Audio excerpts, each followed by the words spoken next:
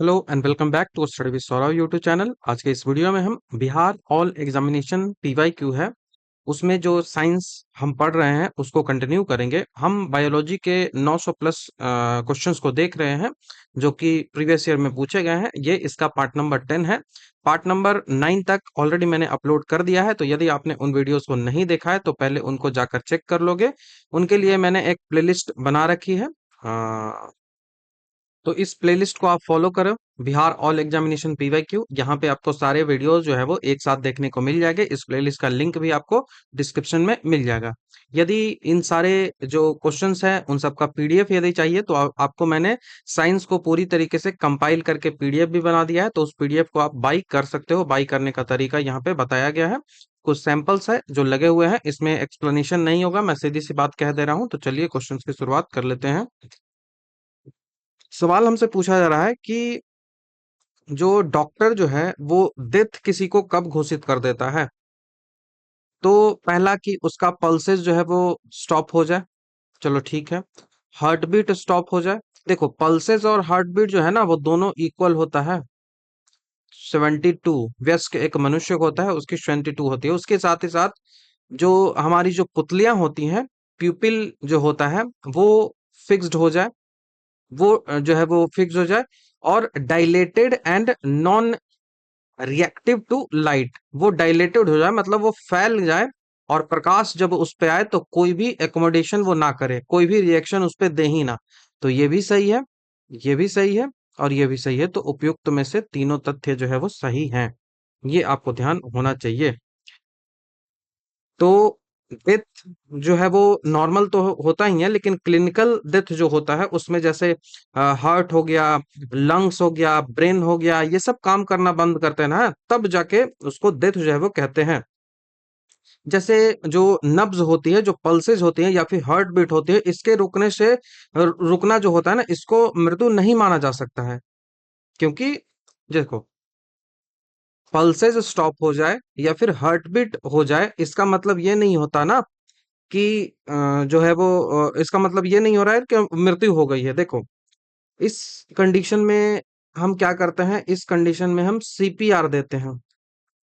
Important है, आपको इसका फुल फॉर्म भी याद होना चाहिए। कार्डियो पुल्मोनरी, लिख ही देता हूँ, कार्डियो पल्मोनरी।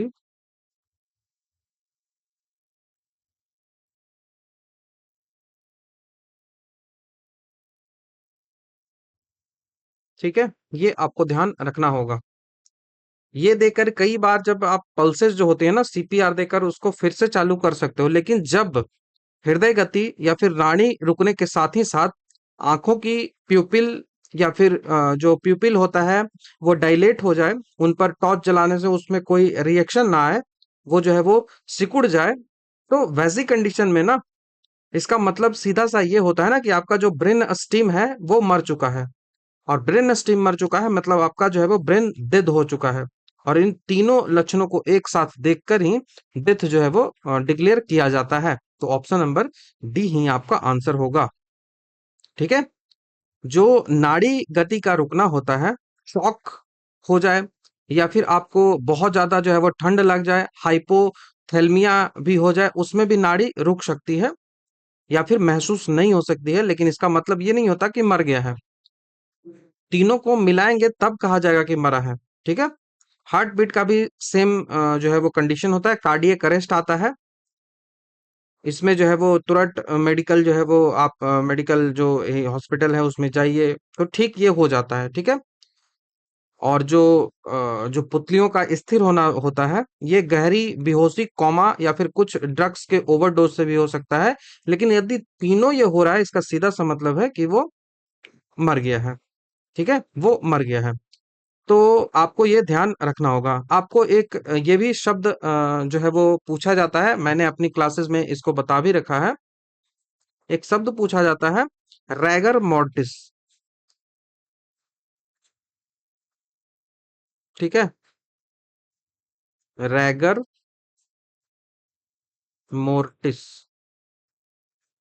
ये शब्द जो है वो आपसे पूछा जाएगा। रैगर मोर्टिस का मतलब होता है कि मृत्यु के कुछ घंटे के बाद आप देखते हो कि जो मांसपेशियां होती हैं, मसल्स जो होती हैं, वो पूरी तरीके से जो है वो टाइट हो जाती हैं। तो ये क्या होता है? Stiffening of muscles. मसल्स जो होता है उनको टाइट होना, मांसपेशियों का टाइट होना ही रैगर मोर्टिस जो है वो कहलाता है। दूसरा शब्द भी यहीं पे आपसे पूछा जाएगा। वो पूछा जाएगा क्या? वो पूछा जाएगा एल्गर मोर्टिस। Elgar mortis.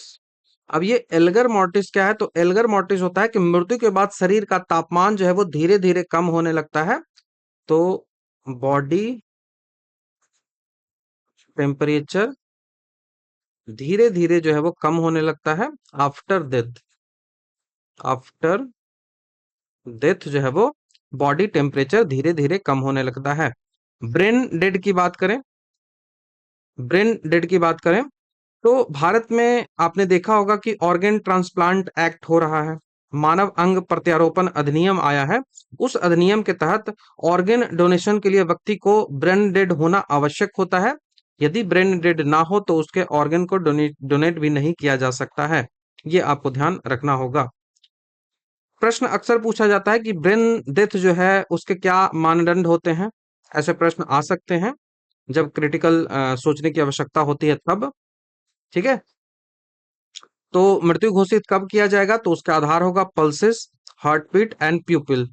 और सीपीआर का पूर्ण रूप आपको पता है, कार्डियो पल्मोनरी रेस्क्यूसिएशन। ठीक है। नेक्स्ट सवाल की ओर बढ़ जाते हैं।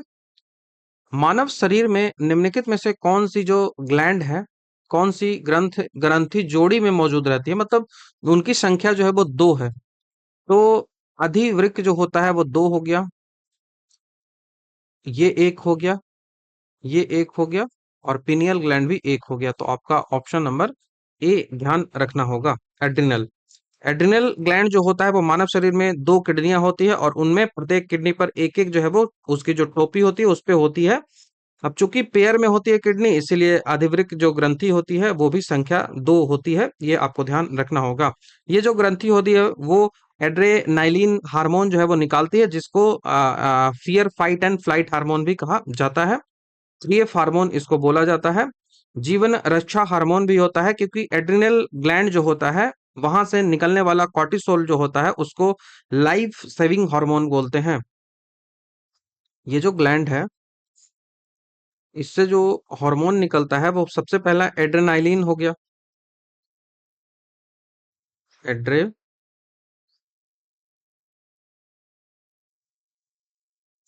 इसको जो है वो 3F बोलते हैं, फियर फाइट एंड फ्लाइट। दूसरा जो हार्मोन है वो कौन कौन सा निकलता है? तो वो कॉर्टिसोल हो गया। दूसरा जो हार्मोन है वो कॉर्टिसोल हो गया। अब ये कॉर्टिसोल जो हार्मोन है, इसको क्या बोला जाता है? तो इसको लाइफ सेविंग हार्मोन कहा जाता है। Life saving hormone, life saving hormone इसे कहा जाता है। पीनियल ग्लैंड जो होता है हमारे बॉडी का, पीनियल ग्लैंड को शरीर का जैविक घड़ी या फिर थर्ड आई बोला जाता है। थर्ड आई या फिर बायोलॉजिकल क्लॉक। बायोलॉजिकल क्लॉक याद रखिएगा, बायोलॉजिकल क्लॉक। ठीक है। पूछा जाता है बार बार एग्जामिनेशन में। तो क्या आपको यहाँ पे रट लेना चाहिए कि कौन सी ग्लैंड जो है वो दो होती है, मतलब पेयर होती है, और कौन सी ग्लैंड जो होती है वो एक होती है? मे भी आगे पूछ लिया जाए। तो जोड़ी में होने वाली आप याद रख लो, एड्रिनल, मतलब किडनी पे जो होती है अधिवृक्क ग्लैंड, एड्रिनल हो गया। उसके बाद जो है वो ओवरी, अंडाशय में जो होता है, ओवरी, महिलाओं में जो अंडाशय होता है, ये जो है वो जोड़ी में होती है। उसके बाद जो पुरुषों में टेस्टिस होता है, टेस्टिस मतलब वृषण, तो ये वृषण भी जो है वो जोड़ी में होती है। सिंगल कौन सा होता है? तो पिट्यूटरी हो गया, पीनियल हो गया, थायराइड हो गया, पैंक्रियाज हो गया, लीवर हो गया, ये सब सिंगल होती हैं।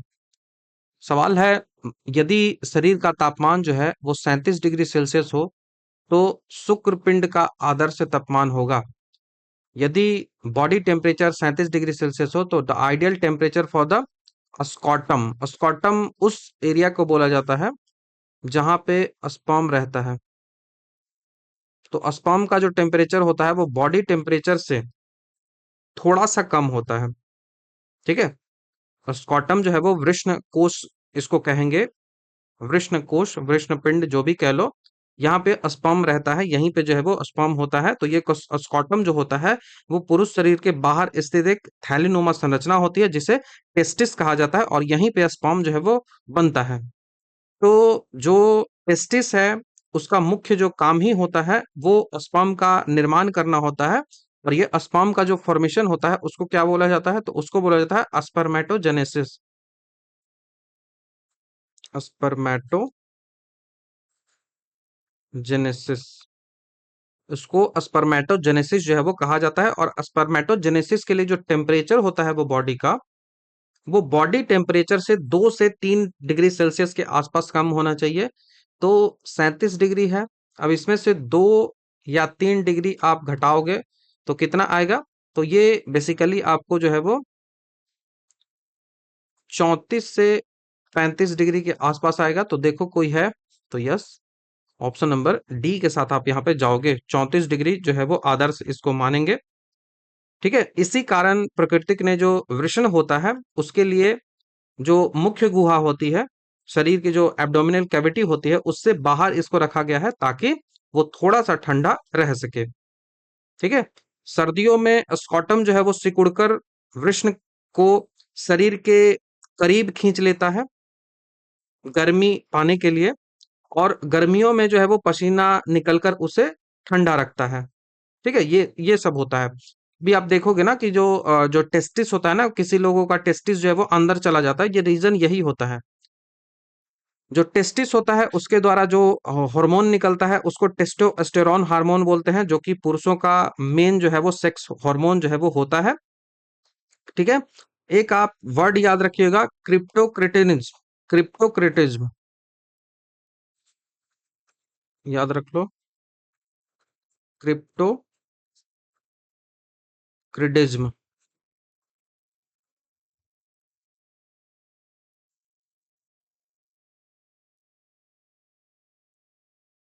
क्रिप्टोडिज्म,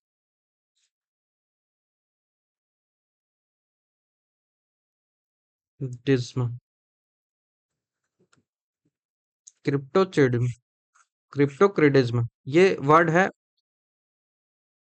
इसके बारे में क्या जानना है? तो यदि जन्म के समय बच्चे के जो वृषण होता है वो शरीर से बाहर स्पॉटम में ना उतर पाते हैं तो यह बीमारी जो है वो क्रिप्टोक्रिटिज्म जो है वो कहलाता है, जिससे जो है वो इनफर्टिलिटी आती है। तो आफ्टर बर्थ जो चाइल्ड होता है, चाइल्ड जो होता है उसका जो टेस्टिस होता है, यदि बॉडी के बाहर नहीं आ पाता है, स्कॉटम में नहीं आ पाता है, टेस्टिस जो है वो स्कॉटम में नहीं आ पाता है, तो ये जो है वो क्रिप्टोक्रिटिज्म जो है वो कहलाता है। क्रिप्टोक्रिटिज्म जो है वो कहलाता है। ध्यान आपको रखना होगा। ठीक है। नेक्स्ट सवाल की ओर बढ़ते हैं। मनुष्य में एफ्लाटॉक्सिन जो खाद्य है वो एक विषाक्तन है। ये जो खाद्य है वो सामान्यतः कौन सा अंग को प्रभावित करता है? तो एफ्लाटॉक्सिन जो फूड पॉइजनिंग होती है वो किस बॉडी पार्ट को जो है वो अफेक्ट करता है, सवाल ये पूछा जा रहा है। तो एफ्लाटॉक्सिन जो होता है वो नेचर में पाए जाने वाला सबसे खतरनाक और कैंसर पैदा करने वाला एक टॉक्सिक है। ठीक है। जो कैंसर पैदा करने वाला टॉक्सिक होता है उसको क्या बोला जाता है? कैंसर पैदा करने वाले जो टॉक्सिक होते हैं, सवाल पूछा जा सकता है, उसको बोला जाता है कैर्किनोजेनिक। कैर्किनोजेनिक मतलब कैंसर पैदा करने वाला। कैंसर पैदा करने वाला। ठीक है। तो ये जो एफ्लाटॉक्सिन है वो बहुत खतरनाक कैर्कोजेनिक टॉक्सिन है। यह जो है वो मुख्य रूप से एस्परगिलस प्लेवस नामक एक फंगी होता है, कवक होता है, उसमें उत्पन्न होता है, जो कि नमी वाले अनाज या फिर मूंगफली या फिर मक्के ये सब पे उगते हैं। ये जो एफ्लाटॉक्सिन है वो कहाँ से मिलेगा? एफ्लाटॉक्सिन जो है वो एक कवक से मिलेगा। एक कवक पे होता है, कवक मतलब फंगी पे होता है। फंगस जो है वो उस पे होता है, और इस फंगस का क्या नाम है? तो इस फंगस का नाम है एस्परजिलस। गिलस बोल लो या फिर जिलस बोल लो। एस्परगिलस फ्लेवस।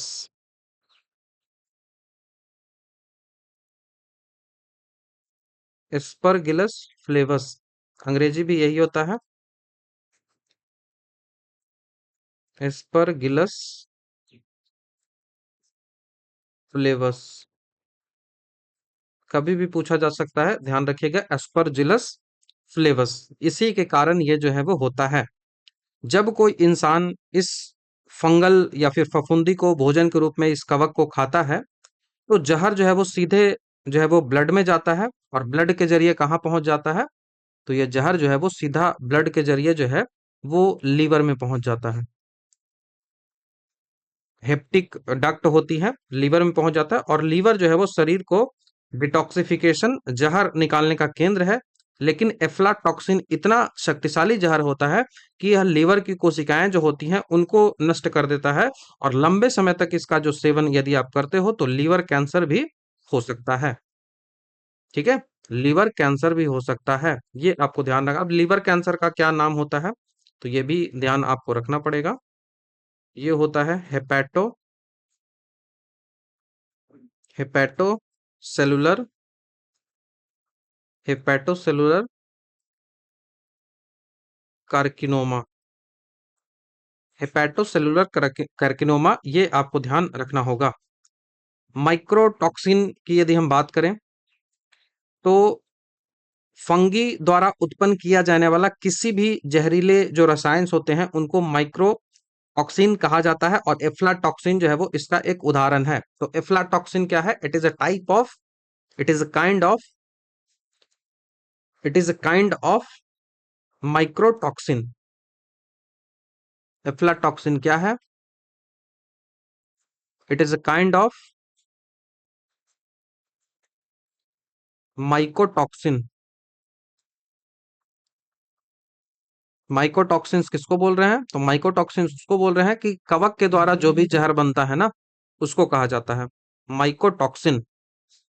ये ध्यान आपको रखना पड़ेगा। मूंगफली हो गया, मक्का हो गया, इन सब की जो फसल्स होती है ना, वहां पे एफ्लाटॉक्सिन लगने का खतरा सबसे ज्यादा होता है, खासकर जब उनमें नमी आती है, मॉइस्चर आती है। तो सबसे ज्यादा जो है वो कहाँ ये लग सकता है? एफ्लाटॉक्सिन में ये वाला लगना है ना, एस्परगिलस फ्लेवस जो लग सकता है, वो सबसे ज्यादा लग सकता है पीनट में।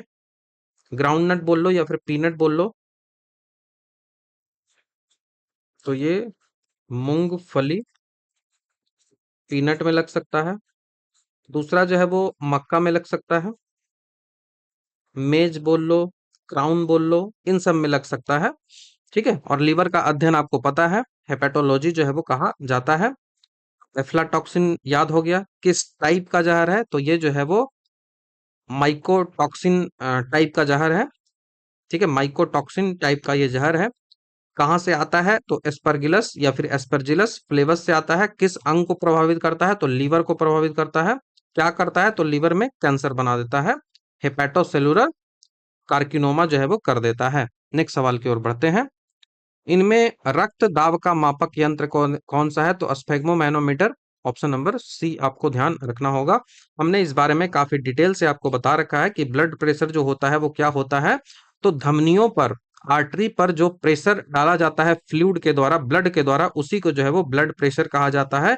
और इसको मापने के लिए जो यंत्र होता है उसको स्फिग्मोमैनोमीटर कहा जाता है। स्फिग्मोमैनोमीटर जो है वो कहा जाता है। डॉक्टर के द्वारा जो स्टेथोस्कोप का यूज किया जाता है, इसका भी उपयोग किया जाता है ताकि धमनी में जो खून का जो बहाव होता है, उस बहाव का जो आवाज होता है, ये ब्लड के बहाव का आवाज यदि आपको सुनना है तो उस आवाज के लिए स्टेथोस्कोप का यूज किया जाता है। और उस आवाज को क्या बोला जाता है? उस आवाज को बोला जाता है कोर्टॉफ साउंड। ये ध्यान आपको कभी रखना पड़ेगा। कोरो कट ऑफ साउंड कहा जाता है।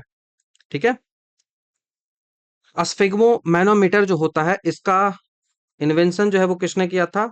तो इसका इन्वेंशन जो है वो किया था रिटर वॉन वॉश ने। Samuel Siegfried Karl Ritter von वॉश ने। तो रिटर भी याद रखते हो तो काफी है। रिटर वॉन वॉश ने, रिटर वॉन वॉश ने पहली बार जो है वो घोड़े के ब्लड प्रेशर को मापा गया था। ये आपको पता है। अभी जो आधुनिक आपको इंस्ट्रूमेंट जो दिखता है,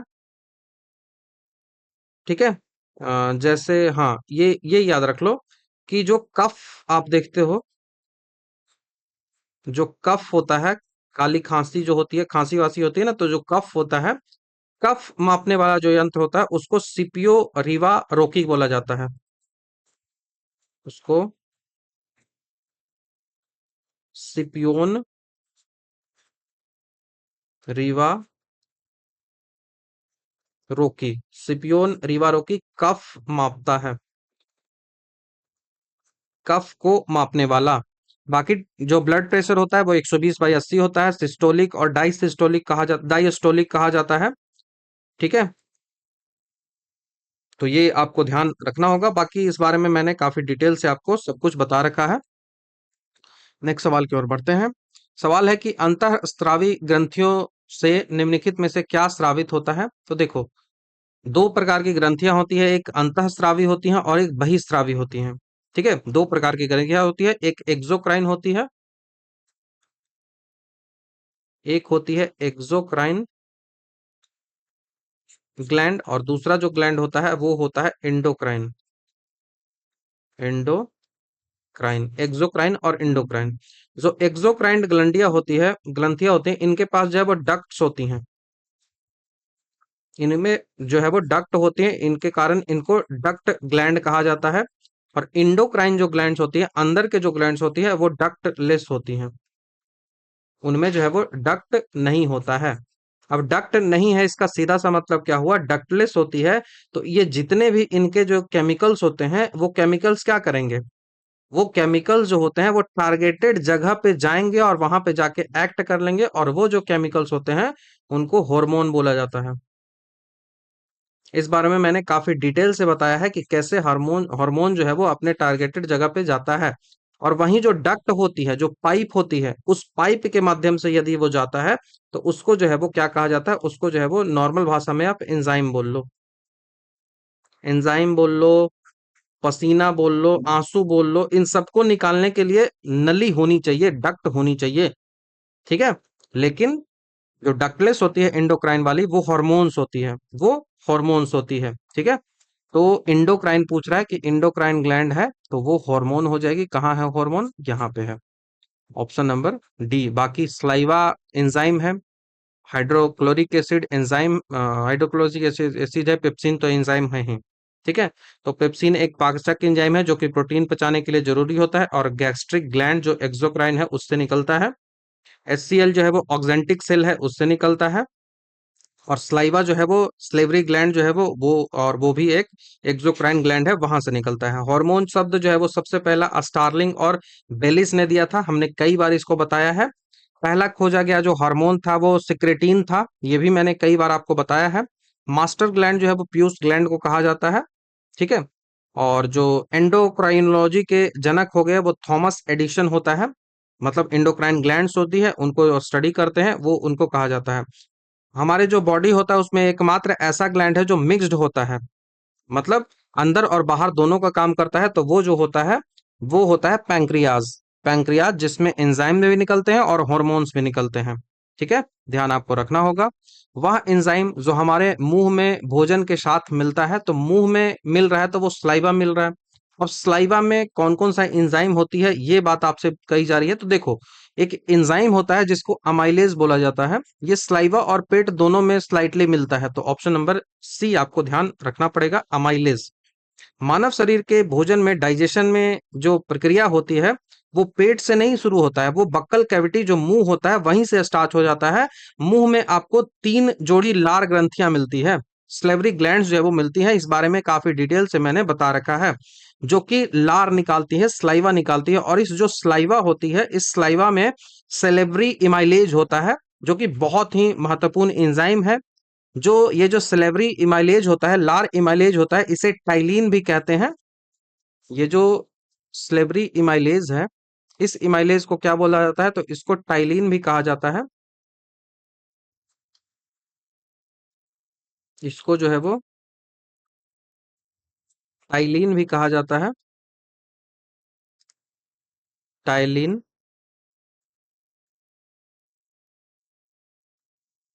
ठीक है, इसको टाइलिन भी कहा जाता है। हमारे भोजन में मौजूद जितने भी कार्बोहाइड्रेट होते हैं, कॉम्प्लेक्स कार्बोहाइड्रेट होते हैं, जैसे स्टार्च हो गया, उनको तोड़कर ये सिंपल कार्बोहाइड्रेट में कन्वर्ट करता है। जो स्टार्च हो गया,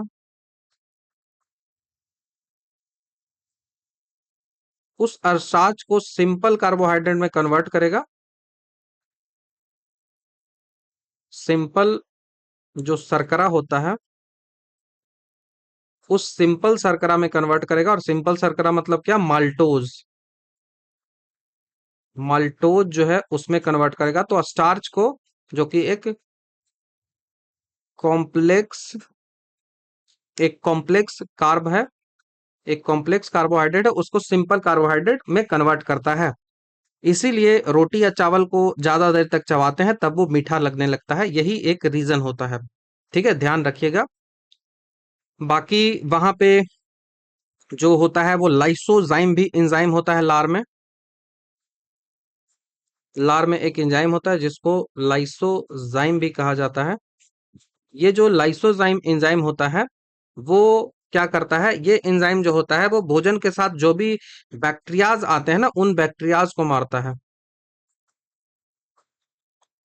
बैक्टीरिया को मारता। बैक्टीरियाज नहीं बोलेंगे, बैक्टीरियम जो है वो सिंगुलर होता है और बैक्टीरिया जो है वो प्लूरल प्लूरल होता है, तो बैक्टीरिया को ये मारता है, ध्यान आपको रखना पड़ेगा। लार का जो पीएच वैल्यू होता है वो स्लाइटली एसिडिक होता है, तो वो 6.8 के आसपास होता है। पीएच वैल्यू 6.8 के आसपास जो है वो रहता है। और एक दिन में कितना लार जो है वो उत्पादन किया जाता है, तो 1 से लेके 1.5 लीटर जो है वो लार जो है वो मनुष्य बनाता है। लार जो ग्रंथि होती है वो 3 जोड़ी होती है, 3 जोड़ी जो है वो लार ग्रंथि होती है। मैंने बताया ना कि लार ग्रंथि स्लेवरी ग्लैंड जो है वो 3 जोड़ी होती है। पहला जो होता है वो पैरोटिड ग्लैंड होता है, में भी पूछ लिया जाए तो याद रखिएगा, पैरोटिड ग्लैंड हो गया। दूसरा जो ग्लैंड होता है वो सब मंडिबल होता है, सब मंडिबुलर, सब मैंडिबुलर। और तीसरा जो होता है वो सब लिंगुअल, सब लिंगुअल, ठीक है, तीसरा जो है वो सब लिंगुअल, जिसमें पैरोटिड जो ग्लैंड है वो सबसे बड़ा है, बिगेस्ट है, सबसे बड़ी जो है वो ग्लैंड होती है, ध्यान आपको रखना होगा। लार में कौन सा एंजाइम है, तो टाइलिन है, और कौन है, लाइसोजाइम है, ठीक है। काम क्या है मैंने बता दिया है। ये जो है वो सिंपल कार्बोहाइड्रेट को कॉम्प्लेक्स कार्बोहाइड्रेट को सिंपल कार्बोहाइड्रेट में बचाता है। और वो क्या कौन करता है, तो वो टाइलिन करता है। और प्रोटीन पचाने वाला जो पेट में प्रोटीन होता है उसको पेप्सिन कहा जाता है। नेक्स्ट सवाल की ओर बढ़ते हैं। मांसपेशियों में संकुचनशील प्रोटीन जो है वो कौन सा है? कॉन्ट्रा स्टाइल प्रोटीन जो है वो मसल्स में कौन सा होता है? Contra style protein. तो ये जो प्रोटीन होता है वो एक्टिन और मायोसिन होता है। हमने काफी डिटेल से इस बारे में बता रखा है, एक्टिन और मायोसिन, जब हमने मसल जो सिस्टम है उसको पढ़ाया था। तो ठीक है। मनुष्य जो होता है वो जानवरों मनुष्य हो या फिर जानवर हो, उनको मूवमेंट के लिए मांसपेशियां हैं, उनको सिकुड़ना और रिलैक्स होना जरूरी होता है। सिकुड़ना और फैलना जरूरी होता है, इसी कारण से उसमें जो है वो ताकत आती है। तो हमारा जो स्केलेटन सिस्टम होता है उसके अंदर जो है वो मायोफाइब्रिल्स होते हैं, सूक्ष्म तंतु होते हैं, जो कि दो प्रकार के संकुचनशील प्रोटीन है वो रखते हैं। तो मायोफाइब्रिल्स जो होती हैं, इसी कारण से मसल की स्टडी को मायोलॉजी भी कहा जाता है, क्योंकि उसका बेसिक यूनिट जो है वो मायोफाइब्रिल होता है। तो उस मायोफाइब्रिल में मायोफिलामेंट्स होते हैं, तंतु होते हैं, और वही जो मायोफिलामेंट्स होते हैं वो एक होता है एक्टिन और दूसरा होता है वो मायोसिन होता है। ठीक है। तो एक्टिन जो मायोफिब्रिल है, एक्टिन जो होता है वो थिक फिलामेंट कहा जाता है। थिक फिलामेंट, थिक फिलामेंट इसको बोलते हैं, मतलब ये मोटा होता है। वहीं जो मायोसिन होता है, आ, ये एक्टिन नहीं, ये मायोसिन है। थिक फिलामेंट जो है वो मायोसिन होता है। थिक फिलामेंट मायोसिन होता है। और एक्टिन जो होता है वो थिन फिलामेंट होता है। थिन फिलामेंट जो है वो होता है। ठीक है। देखो, हमारा जो मसल्स है वो कैसे काम करता है, तो जब मांसपेशियां सिकुड़ती है तो एक्टिन और मायोसिन प्रोटीन है, मान लो कि ये एक्टिन प्रोटीन है, और इस पे आके मायोसिन प्रोटीन ऊपर से जो है वो स्लाइड करेगा ऐसे, इस पे ऊपर से आके ये स्लाइड करेगा एक्टिन पे मायोसिन। और इसी तरीके से पूरा जो है वो इसी स्लाइडिंग के माध्यम से ये चलता है। तो एक्टिन और मायोसिन प्रोटीन है वो एक दूसरे पर स्लाइड करता है, जिससे पूरी मांसपेशियों की लंबाई जो है वो छोटी हो जाती है, तो ये सिकुड़ गया और फिर से जो है वो फैल जाएगा। तो यही सिकुड़ना और फैलना से ये जो है वो चलते रहता है। तो इसी को स्लाइडिंग फिलामेंट थ्योरी भी कहा जाता है। स्लाइडिंग फिलामेंट थ्योरी भी कहा जाता है। तो मांसपेशियों में सिकुड़ने के लिए जो क्या जरूरी होता है, तो मांसपेशियों जो सिकुड़ती है उसके लिए उनमें एटीपी चाहिए, एनर्जी तो चाहिए, एडिनोसिन ट्राइफॉस्फेट जो है वो चाहिए, उसी के साथ साथ इसको और क्या चाहिए, तो इसको कैल्शियम आयन चाहिए। इसको जो है वो कैल्शियम आयन चाहिए, ये भी आपको ध्यान रखना होगा। मांसपेशी को जो इकाई होती है, मांसपेशी को सिकुड़ने की जो सबसे छोटी इकाई होती है उसको क्या कहा जाता है? मांसपेशियों के सिकुड़ने को सबसे छोटी जो इकाई होती है उसको सार्कोमियर कहा जाता है। काफी डिटेल से हमने इस सब में चर्चा की है। सार्कोमियर, हिंदी भी सार्कोमियर होता है। सार्कोमियर, ठीक है, इसको सार्कोमियर जो है वो कहा जाता है। सार्कोमियर क्या है? मांसपेशियों के सिकुड़ने की सबसे छोटी कार्यात्मक इकाई, smallest fundamental smallest fundamental unit of contraction of muscle. ठीक है। लैक्टिक एसिड जमा होता है तो मांसपेशियां जो है वो फटीग हो जाती है। सबसे मजबूत जो मांसपेशी होती है वो जबड़े की मांसपेशी होती है, और जबड़े में भी नीचे वाला, ठीक है, मैंडिबल वाला, मैक्सिला जो होता है ऊपर वाला जबड़ा होता है, नीचे वाला मैंजिबल होता है। और सबसे लंबी जो मांसपेशी होती है वो कौन सी है? सबसे लंबी जो मांसपेशी होती है वो जांघ की हड्डी में जो मांसपेशी होती है जिसको बोला जाता है सर्टोरियस। ठीक है। और जो सबसे मजबूत जो होती है वो जबड़े की जो हड्डी मैंडिबल है उसमें होती है। मजबूत की बात करें, सबसे मजबूत मांसपेशी जो होती है वो कौन सी होती है? वो होती है मास्टर। ठीक है। तो ये आपको ध्यान रखना होगा। एक्टिन और मायोसिन के बारे में और क्या जरूरी है ये। बाकी ट्रोपोमायोसिन और ट्रोपोनिन की बात करें तो ये प्रोटीन भी मांसपेशियों में मौजूद होते हैं, लेकिन इन्हें जो है वो रेगुलेटरी प्रोटीन कहा जाता है। ट्रोपोमायोसिन और ट्रोपोनिन, ये जो दोनों है वो क्या है, ये रेगुलेटरी प्रोटीन है। ट्रोपोनिन और tropomyosin, it is a type of regulatory protein. Regulatory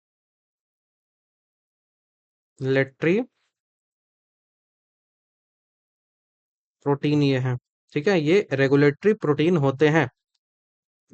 ये कॉन्ट्रैक्शन के लिए जरूरी नहीं होते हैं, ये एक्टिन के ऊपर रहते हैं और जब तक शरीर नहीं चाहता तब तक एक्टिन और मायोसिन को आपस में जुड़ने से ये रोक के रखता है।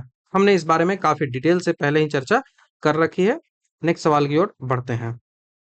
सवाल है कि बाइल जो है वो एक्सट्रैक्टेड बाई, बाइल जो है वो कहाँ से उत्सर्जित जो है वो होता है, तो बाइल जो है वो लीवर से उत्सर्जित होता है, लेकिन स्टोर जो होता है वो गॉल ब्लाडर में होता है, ठीक है।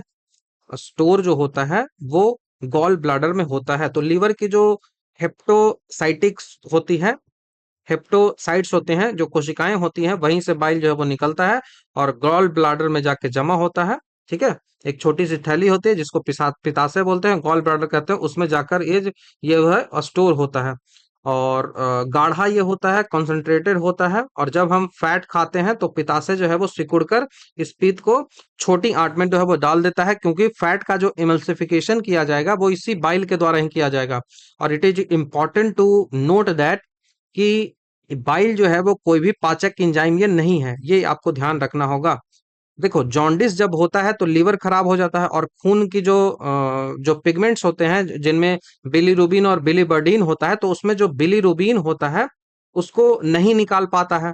जब लीवर खराब हो जाता है, टॉक्सिक होता है ना, तो पूरे शरीर में ये फैल जाता है, जिसके कारण आपका जो है वो पीला हो जाता है। उसके बाद दूसरा आपको गॉल ब्लाडर स्टोन भी जानना है। तो कई बार क्या होता है ना कि पित्ताशय में कोलेस्ट्रॉल जमने के कारण, मतलब जो आपका जो गॉल ब्लाडर है उसमें स्टोन जमने के कारण वहां पे पथरी हो जाती है। अब इसे ठीक करने के लिए ऑपरेशन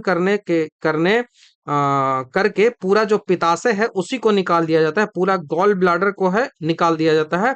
इस सर्जरी को जो है वो क्या कहा जाता है, आपको ऐसा याद रखना होगा कि गॉल ब्लाडर का एक्सट्रैक्शन जो होता है उसको क्या बोला जाता है।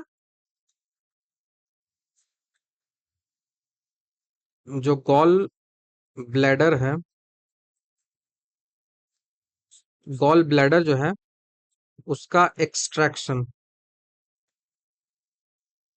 एक्सट्रैक्शन मतलब निकालना, गॉल ब्लाडर को निकाल दिया गया है शरीर से, तो उसको जो है वो क्या कहा जाता है, उसको जो बोला जाता है चोलेसिस्टेटॉमी। चोलेसिस्टेक्टोमी,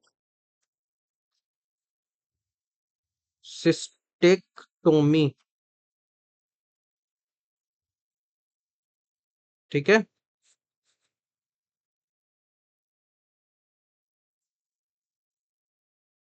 सिस्टेक्टोमी बहुत इंपॉर्टेंट है, ध्यान आपको रखना है। इसके बाद मरीज को जो है वो फैट खाना ये सब जो है वो मना हो जाता है, क्योंकि पचाने के लिए बाइल नहीं है, इमल्सिफिकेशन नहीं करेगा, तो ज्यादा फैट नहीं खाना होता है, ठीक है। बाकी आपको पेंक्रियाज के बारे में पता है, यहाँ से पेंक्रियाटिक जूस निकलता है जो कि लाइपेज एंजाइम और ट्रिप्सिन जैसे पाचन एंजाइम इसमें होते हैं। तो यहाँ पे लाइपेज होता है, एमाइलेज होता है, ट्रिप्सिन होता है। स्प्लीन की बात करें तो यहाँ से कोई भी पाचन एंजाइम नहीं निकलता है, ये जो है वो आरबीसी को खत्म करता है, आरबीसी को नष्ट करता है। इसी कारण से इसको ग्रेवयार्ड या फिर क्रेमिटोरियम या फिर कब्रिस्तान कहा जाता है आरबीसी का। पेट की बात करें तो पेट से तो गैस्ट्रिक जूस निकलती ही है, जिसमें पेप्सिन हो गया, एचसीएल हो गया, ये सब जो है वो निकलते रहता है, तो ये ध्यान आपको रखना है। चलिए नेक्स्ट सवाल की ओर बढ़ते हैं। हमारे तंत्र में अधिकतम एटीपी अणुओं को उत्पादित करने वाला जो पद है वो क्या होता है। The step that produces the maximum ATP molecules in our system. तो देखो, हमारे जो सिस्टम है उसमें दो प्रकार का रिस्पायरेशन होता है, एरोबिक और एनएरोबिक। जो एरोबिक रिस्पायरेशन होता है उसको ग्लाइकोलिसिस कहा जाता है, और उस ग्लाइकोलिसिस में केवल और केवल दो टाइप के, दो ही जो है वो मिलते हैं एटीपी। लेकिन वही जब क्रेब्स चक्र होता है तो उस क्रेब्स चक्र के बाद जो है वो पूरा जो है वो मिल जाता है। तो ये आपको ध्यान रखना होगा, ठीक है। तो सीधा सा आंसर आपको ध्यान रखना है क्रेब्स चक्र, ऑप्शन नंबर बी। देखो, सेलुलर रिस्पायरेशन जो होता है ना, उसके मेनली तीन चरण होते हैं। देखो, रिस्पायरेशन जो होता है ना, वो भी कई टाइप से बढ़ता है।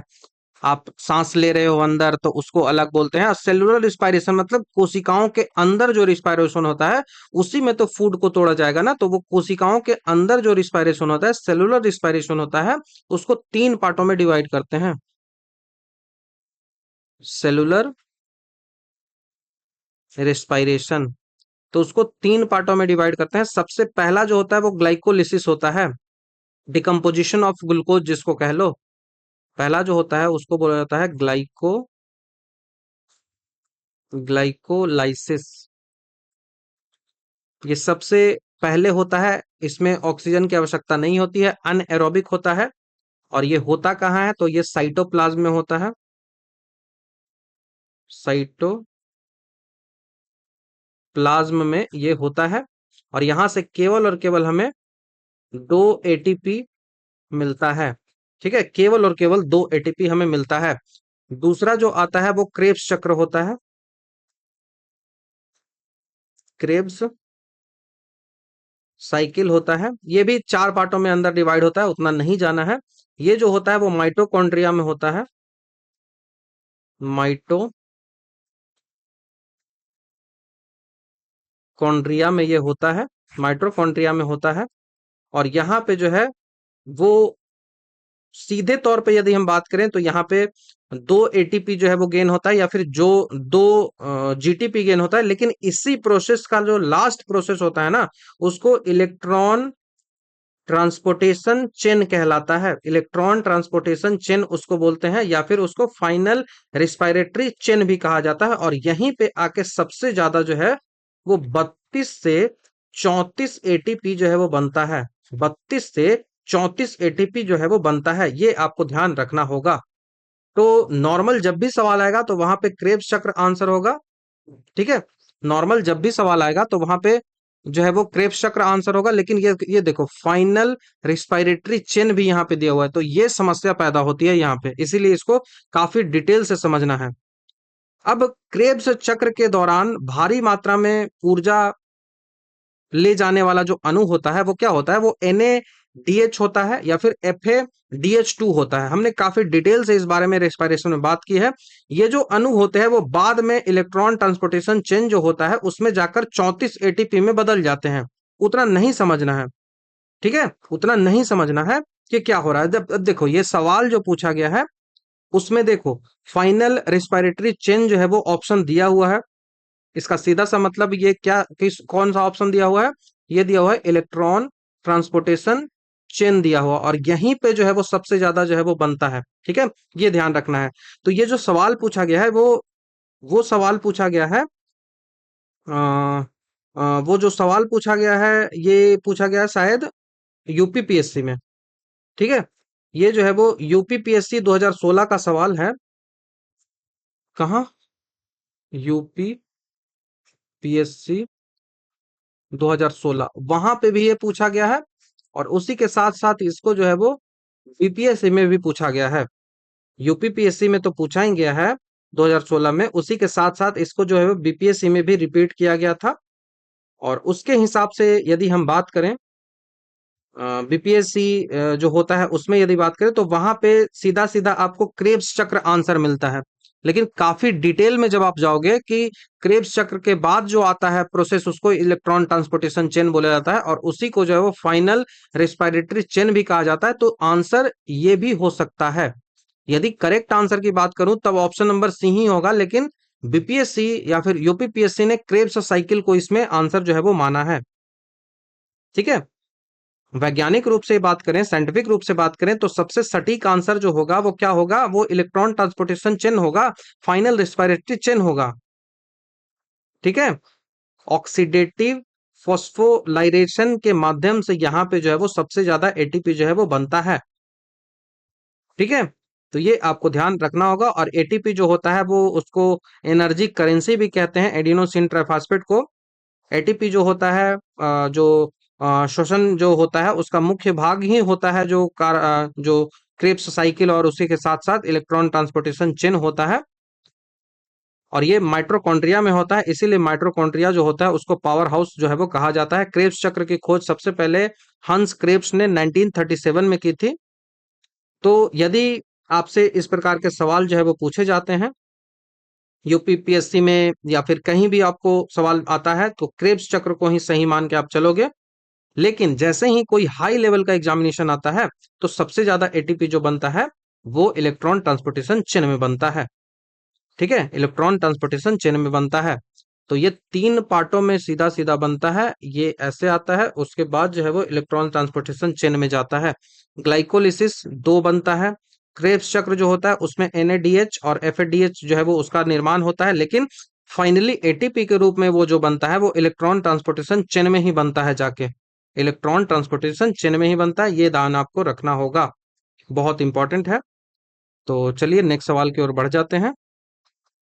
नेक्स्ट जो सवाल है वो क्या कह रहा है, नेक्स्ट सवाल बोल रहा है कि निम्नलिखित अंगों में से किसमें पीत का संचय होता है। तो गॉल ब्लाडर, हमने इस बारे में काफी डिटेल से चर्चा भी कर रही है कि गॉल ब्लाडर जो है उसमें जो है वो होता है, लीवर इसका फॉर्मेशन करता है। स्प्लीन के बारे में आपको पता है, आपको पैंक्रियाज के बारे में पता है। अपेंडिक्स जो है वो हमारे बॉडी का एक वेस्टेजियल ऑर्गन होता है जिसका बॉडी में कोई भी काम नहीं है।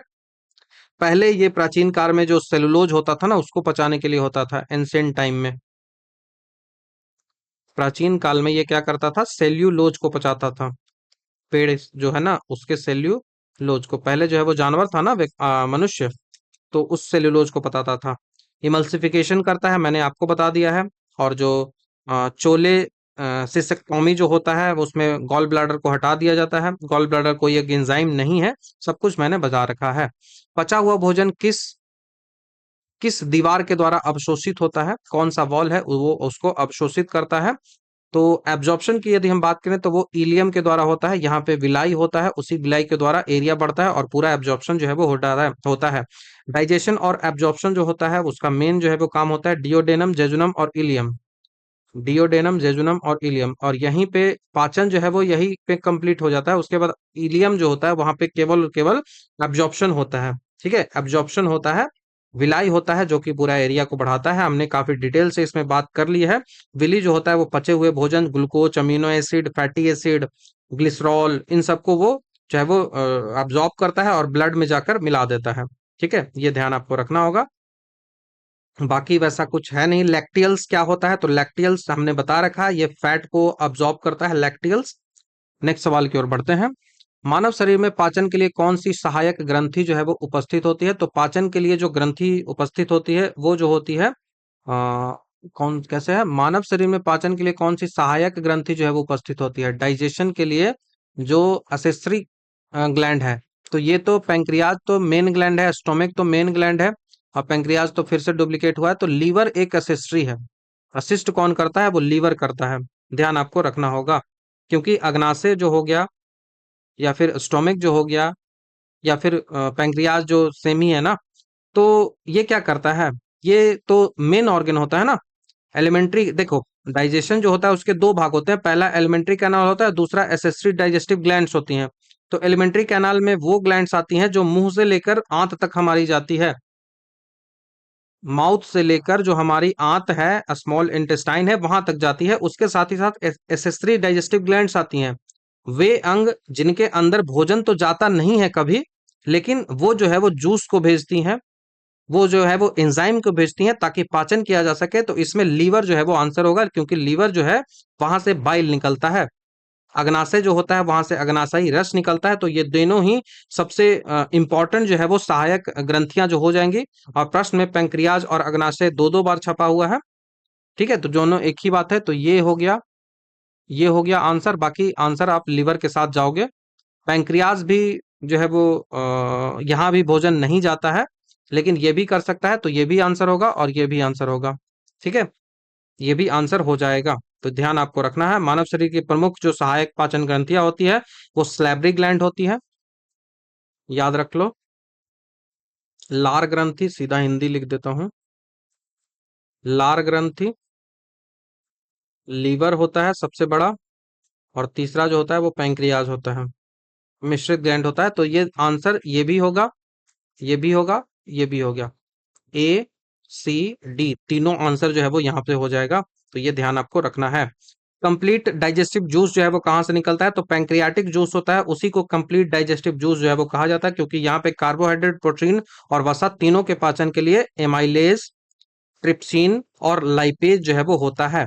एमाइलेज, ट्रिप्सिन और लाइपेज जो है वो होता है, ध्यान आपको रखना होगा। गर्भवती महिलाओं में कौन सा हार्मोन जो है वो प्रसव, जब प्रेग्नेंट होती है उस समय उत्पन्न होता है? ठीक है।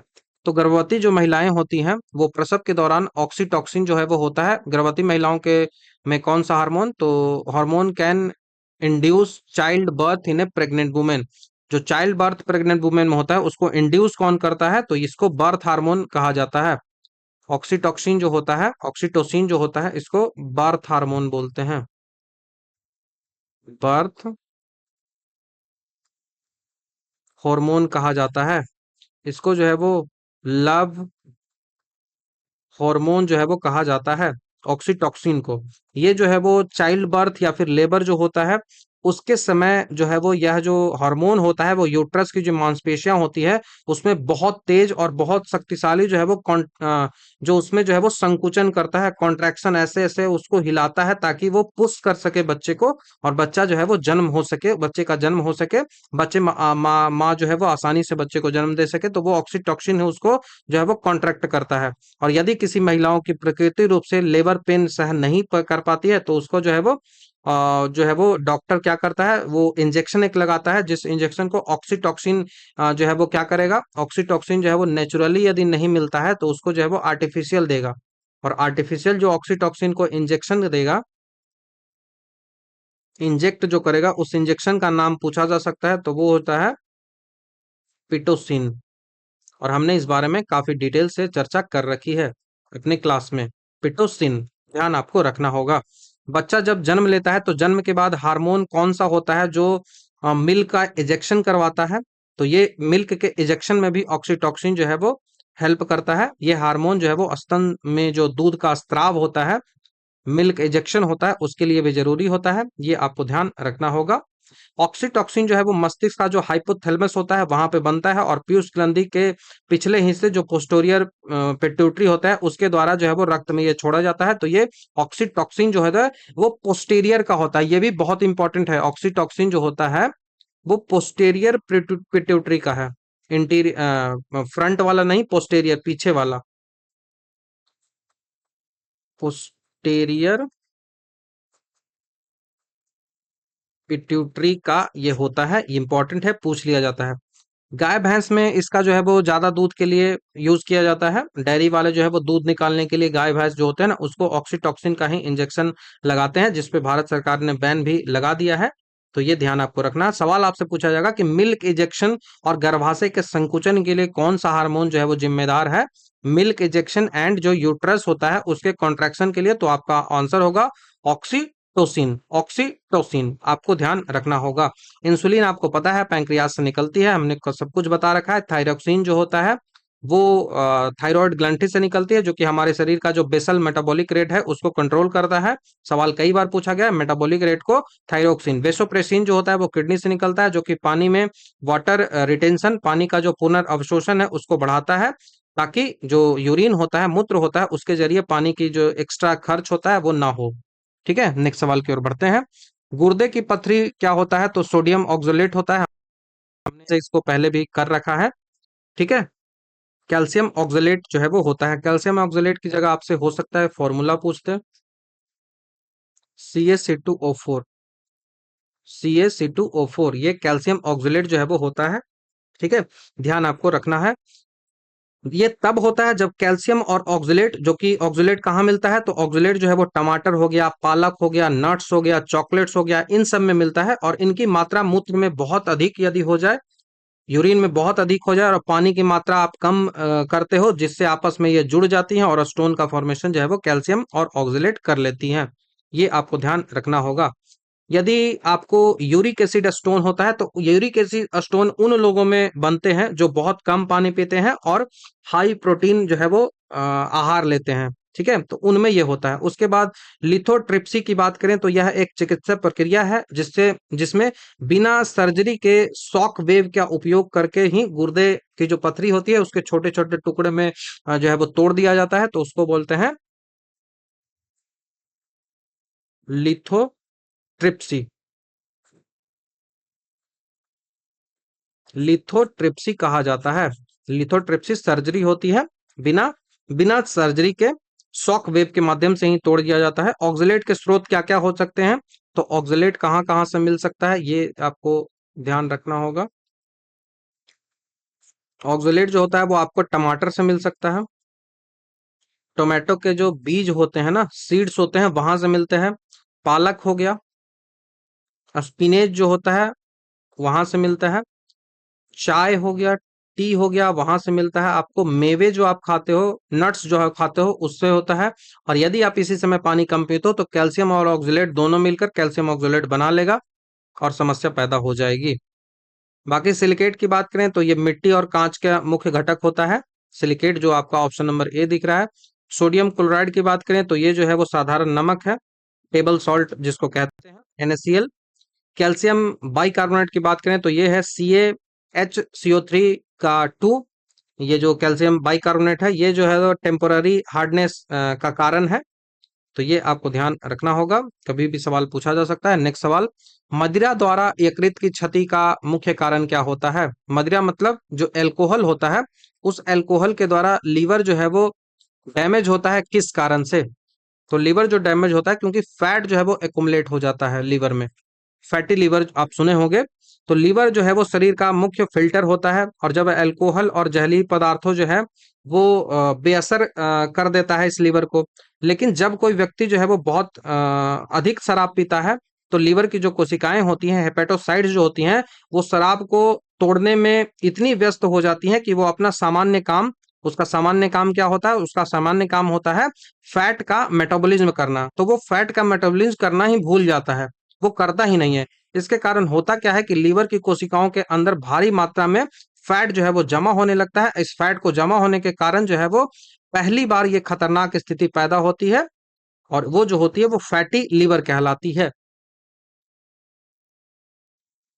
फैटी लीवर कहलाती है, या तो आप इसको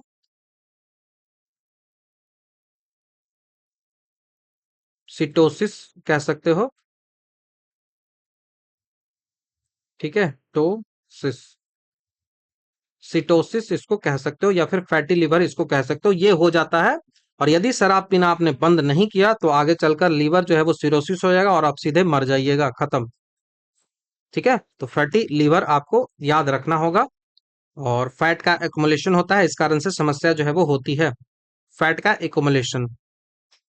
ठीक है, लीवर सिरोसिस क्या होता है? तो यह शराब पीने वालों में लीवर के अंतिम और लाइलाज बीमारी होती है। इसमें लीवर की स्वस्थ जो कोशिकाएं होती है वो नष्ट हो जाती हैं, और उनकी जगह जो है वो कठोर दाग, स्कार्स टिश्यू जो है वो बन जाती हैं। तो ये सिरोसिस होता है। कुफर सेल्स के बारे में याद हो आपको होना चाहिए।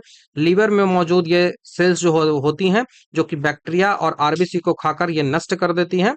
और उसके बाद जो है वो हेपेटाइटिस की बात करें तो वायरस के कारण लीवर में जो है वो सूजन आना हेपेटाइटिस कहलाता है, जैसे हेपेटाइटिस बी हो गया, हेपेटाइटिस सी हो गया, ये सब आपने पढ़ा भी होगा। ठीक है, तो नेक्स्ट सवाल की ओर बढ़ते हैं। आंख में रेटिना का काम क्या होता है? आंख का जो रेटिना होता है उसका काम क्या होता है? तो वो कैमरे के फिल्टर की तरह काम करता है। कैमरा का जो फिल्टर होता है उसकी तरह जो है वो काम करता है, फिल्म की तरह। फिल्टर नहीं तो option number C, like the film of camera, वो जो है वो रेटिना काम करता है। ह्यूमन आई का जो कार्य प्रणाली होता है वो बिल्कुल जो फोटोग्राफिक कैमरा आप देखते हो उसी की तरह जो है वो होता है। रेटिना, जिसको दृष्टि पटल भी कहा जाता है, यह आंख का सबसे पीछे का एक जो है वो लाइट सेंसिटिव स्क्रीन या फिर परत होती है।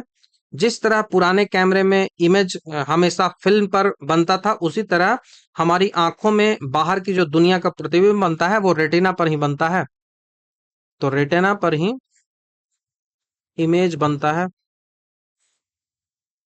इमेज बनता है, ये ध्यान आपको रखना है। रेटिना पर जो इमेज बनता है वो इमेज कैसा होता है? तो वो जो इमेज होता है वो रियल होता है, लेकिन रियल होता है लेकिन वो इन्वर्टेड होता है, उल्टा होता है।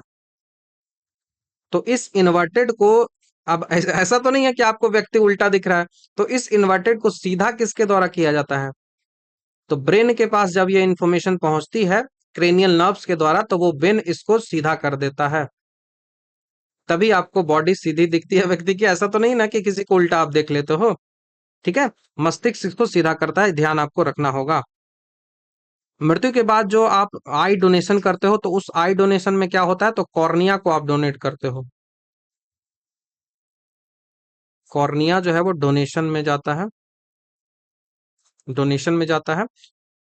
हमारे जो आंख होती है वहां पे रॉड सेल्स होती हैं और कोन्स सेल्स होती हैं। ये कोन्स जो होती है वो कलर को डिटेक्ट करती हैं, कलर देखने के काम करती है। और रेड सेल्स जो होती हैं, रॉड सेल्स जो होती हैं, वो क्या करती हैं? तो रॉड सेल्स जो होती हैं वो डीम लाइट में आपको देखने के लिए काम देती है, डीम लाइट में देखने के में काम देती है। तो ये उल्लू में बहुत ज्यादा अधिक होता है। और जो कोन्स होती हैं वो कलर को पहचानने में मदद करती हैं। ब्लाइंड स्पॉट की बात करें तो रेटिना का वो जगह जहां पे ऑप्टिक नर्व जो है वो मस्तिष्क की ओर निकलती है और वहां पे कोई भी चित्र नहीं बनता है, उसको जो है वो कहा जाता है ब्लाइंड स्पॉट, उसको कहा जाता है ब्लाइंड स्पॉट। ये आपको ध्यान रखना होगा, बहुत इंपॉर्टेंट है। आंख की जो पुतली होती है, प्यूपिल जो होती है, उसमें कैमरे के एपर्चर की तरह काम करती है। तो यह तय करती है कि रोशनी जो है वो कितनी अंदर जाएगी या फिर कितनी बाहर रहेगी, तो वो प्यूपिल का काम होता है। ठीक है, प्यूपिल का काम होता है, ये आपको ध्यान रखना होगा। बाकी यहाँ इंपॉर्टेंट बातें यही थी। रेटिना क्या होता है? तो रेटिना जो है वो कैमरे की फिल्म की तरह काम करता है। प्यूपिल जो होता है वो क्या करता है? चलो लिख ही देता हूँ। प्यूपिल, प्यूपिल मतलब क्या होता है? पुतली। पुतली का किस तरह कैसा काम करता है? तो कैमरे का एपर्चर की तरह काम करता है, एपर्चर ऑफ कैमरा। ये क्या करता है? कंट्रोल करता है, कंट्रोल करता है amount of light, amount of light को ये कंट्रोल करता है, ये ध्यान रखना है। जो आईलिड्स होती है वो कैमरे की शटर की तरह काम करती है। प्रतिबिंब जो होता है वो रियल एंड इन्वर्टेड होता है, लेकिन बाद में उसको सीधा कर दिया जाता है। दान करते हैं कॉर्निया को। नेक्स्ट सवाल की ओर बढ़ते हैं। मानव शरीर में ज्यादातर पाचन जो है वो कहाँ होता है? तो स्मॉल इंटेस्टाइन में होता है, स्मॉल इंटेस्टाइन। तो ऑप्शन नंबर सी ध्यान रखिएगा, हमने काफी डिटेल से इसको एक्सप्लेन भी किया है। डाइजेशन जो है वो होता है, देखो, जब पेट में भोजन पहुंच चुका है, पेट में भोजन पहुंचने के बाद वह आंशिक रूप से तो पच चुका है, तो आंशिक रूप से जो पचा हुआ भोजन होता है पेट में, उसको काइम कहा जाता है। हमने इस बारे में काफी डिटेल से ही बात की है, काइम। अब उसके बाद जो भोजन है वो सीधा किस में जाएगा? DJI तो मैंने बता दिया है, डिओडेनम में जाएगा। डिओडेनम में जाएगा, वहां पे यकृत से जो है वो बाइल आएगा। उस बाइल के द्वारा जो है वो, उसी बाइल के साथ ही साथ अग्नाशय से जो है वो पैंक्रियाटिक जूस आएगा। और खुद जो इंटेस्टाइन है वो भी इंटेस्टाइनल जूस लाती है। और वहां पे कंप्लीटली जो है वो कार्बोहाइड्रेट, प्रोटीन और उनको जो फैट होता है उनको 100% जो है वो पाचन कर लिया जाता है। फिर जो इलियम होता है, यहाँ पे विलाई होती है, और वो विलाई जो है वो एब्जॉर्ब करके खून में जो है वो इस खाने को पहुंचा देती है। ठीक है, इस खाने को एब्जॉर्ब करके पहुंचा देती है, तो ये आपको ध्यान रखना पड़ेगा।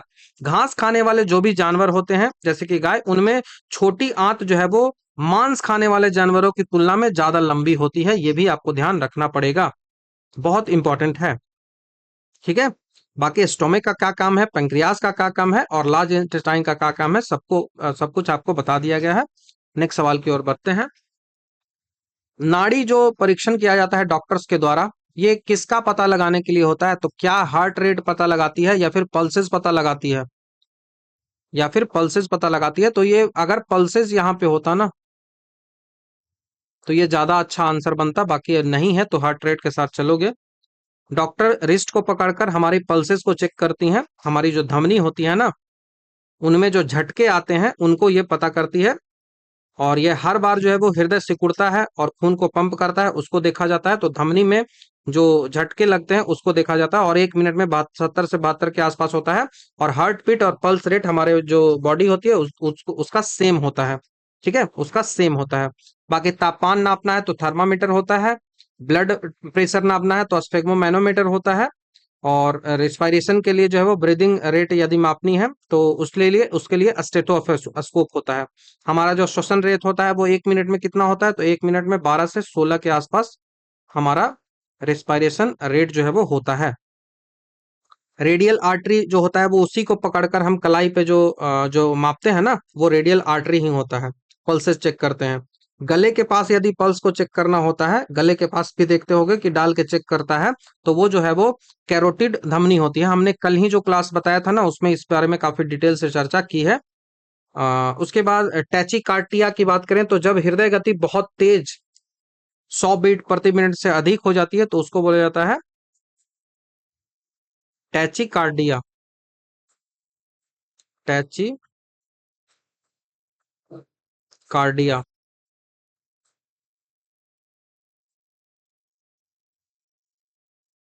तो टैचिकार्डिया होता है जब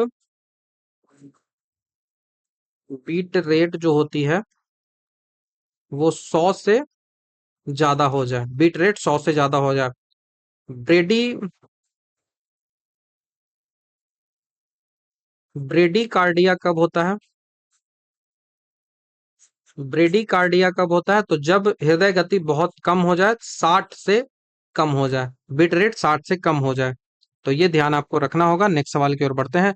मानव शरीर का कौन सा अंग जो है वो विभिन्न अंगों के तमाम कार्यों को समन्वय करता है? समन्वय मतलब उनमें जो है वो कोऑर्डिनेशन बैठाता है। तो वो कोऑर्डिनेशन बैठाने का जो काम होता है वो ब्रेन का होता है। ऑप्शन नंबर ए आपको ध्यान रखना होगा। कोऑर्डिनेशन ब्रेन करता है। ब्रेन जो होता है वो सेंट्रल कमांड सेंटर भी कहा जाता है, सीपीयू भी कहा जाता है।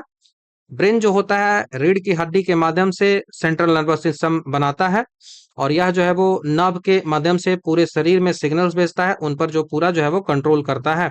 हमने इस बारे में बता रखा है। न्यूरो एंड्रोक्राइन समन्वय की बात करें तो हमारे शरीर का 100% कंट्रोल जो है वो दो तंत्र मिलकर करते हैं। नर्वस सिस्टम जो कि बहुत तेज चलता है, बिजली की जैसा चलता है, और उसके बाद एंडोक्राइन सिस्टम जो कि हार्मोन से कंट्रोल होता है, और वो जो है वो धीमे धीमे चलता है। सेंट्रल नर्वस सिस्टम में क्या क्या आता है, तो ब्रेन और स्पाइनल कोड आता है, ये आपको ध्यान रखना होगा। संवेदना जो ले जाती है एक जगह से दूसरी जगह, तार की तरह जो काम करती है वो नर्व्स होती है, फिर न्यूरॉन्स होती है। और हाइपोथैलेमस जो होता है वहां पे हार्मोन और ब्रेन लिंक जो है वो होता है। सवाल है कि what happens to a person's blood pressure during sleep? जब वो सोता है तो उसके ब्लड प्रेशर जो है वो डिक्रीज हो जाता है। बहुत आसान सा सवाल है। ऑप्शन नंबर बी के साथ आप जाओगे। ठीक है, क्योंकि रेस्ट पोजीशन में होता है तो पैरा सिंपैथेटिक जो नर्व्स होती है, पैरा सिंपैथेटिक जो नर्व्स होती हैं वो एक्टिव होता है। ठीक है, जब आप सोते हो तो पैरासिम्पैथेटिक नर्व्स जो होती है वो एक्टिव होती है, जो कि शरीर को रेस्ट एंड डाइजेस्ट मोड में लेके जाता है, आराम और पाचन के मोड में लेके जाता है। और हृदय को कम मेहनत करनी पड़ती है, इस कारण से हार्ट रेट जो होता है, ब्लड प्रेशर जो होता है वो दोनों कम हो जाता है, दोनों जो है वो घट जाता है। लगभग 10 से 20% के आसपास ड्यूरिंग स्लीप जो है वो घटता है। और इस प्राकृतिक जो गिरावट होती है इसको एक टर्म होता है, ये जो डिक्रीज होता है इसके लिए एक स्पेशल टर्म यूज किया जाता है, डिपिंग। तो कभी भी सवाल आपसे पूछा जाता है कि डिपिंग जो है वो क्या होता है, तो डिपिंग होता है जब सोते समय जो ब्लड प्रेशर है या फिर जो हार्ट रेट है वो घटता है, उसी को डिपिंग जो है वो कहा जाता है। जब आप एक्सरसाइजेस करते हो उस समय इंक्रीज कर जाता है, जब आप डर में होते हो, जब आप स्ट्रेस में होते हो, तब ये इंक्रीज कर जाता है, क्योंकि सिंपैथेटिक नर्वस सिस्टम इसके जो है वो इस समय जो है वो एक्टिव नहीं होता है। ठीक है, और बाकी बात करें, ब्लड प्रेशर आपको पता है, हाई बीपी पता है, हाइपरटेंशन हाइपोटेंशन सब कुछ पता है। सार्केडियन जो रिद्म होता है वो 24 घंटे की जो आंतरिक घड़ी होती है उसके तरह से, बायोलॉजिकल क्लॉक की तरह से जो है वो काम करता है। नेक्स्ट सवाल की ओर बढ़ते हैं। नियम निम्न में से किसके द्वारा रक्त का थक्का बनाने में सहायक जो प्रोथ्रोम्बिन है वो निकलता है? ठीक है, ब्लड को सहायक बनाने में जो प्रोथ्रोम्बिन है वो किसके द्वारा निकलता है, तो देखो बहुत आसान भाषा से समझते हैं हम। देखो ब्लड प्लेटलेट्स जो हमारा होता है, जिन्हें हम वैज्ञानिक रूप से क्या कहते हैं, प्लेटलेट्स को?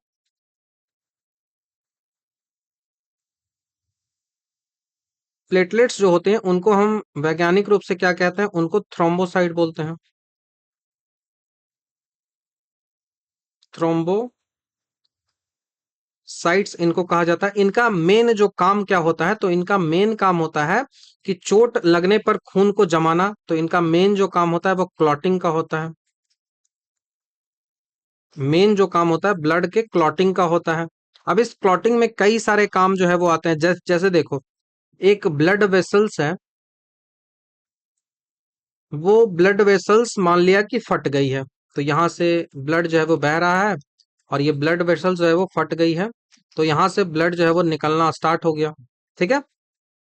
तो जब कटती है तो जो प्लेटलेट्स होती है वो हवा के संपर्क में जैसे ही आती है तो वो टूट जाती है, और टूटने के बाद एक रसायन बनाती है, और यह रसायन जो है वो ब्लड में मौजूद जो इनएक्टिव प्रोथ्रोम्बिन है उसको जो है वो थ्रोम्बिन में कन्वर्ट कर देता है। ठीक है। प्रोथ्रोम्बिन जो था उसको थ्रोम्बिन में कन्वर्ट कर देता है। तो प्रोथ्रोम्बिन किसमें था? तो वो ब्लड में था। प्रोथ्रोम्बिन जो था वो किसमें था? वो ब्लड में था। इतना तो आपको समझ में आ गया। तो प्रोथ्रोम्बिन जो होता है वो कहाँ पे होता है? वो ब्लड प्लेटलेट्स में होता है। ब्लड प्लेटलेट्स में होता है। Option number D. बाकी कैसे ब्लड जमता है बहुत डिटेल से मैंने इस बारे में काफी डिटेल से चर्चा कर रखा है। ठीक है। जो लिम्फोसाइट्स होते हैं, लिम्फोसाइट्स जो होते हैं वो डब्ल्यूबीसी का एक टाइप है।